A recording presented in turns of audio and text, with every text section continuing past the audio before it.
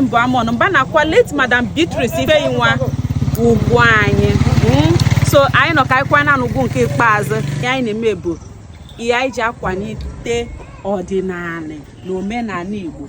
Mile ya be ni ahụ Wise Men Cultural Troupe nya bụ ndị Ikorodo Unadu banyị gedegede. Mụ megwu mụ bo megwu eten mụ nya bụ Ikorodo teshe na ikpeazụ. Mụ gboja mụ bo nya bụ Ojadike Ndi Igbo.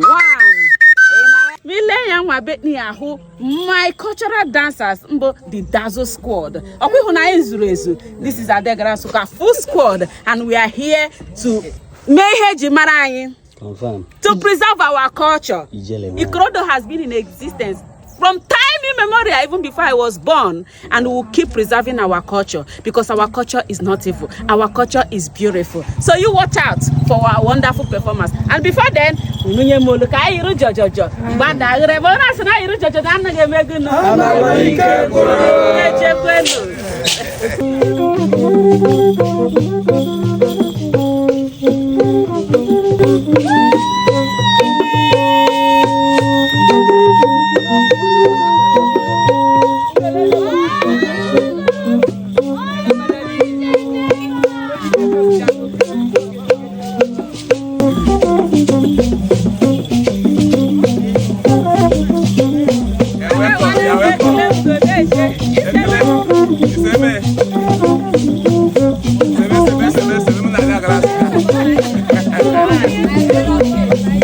Video now. Video now.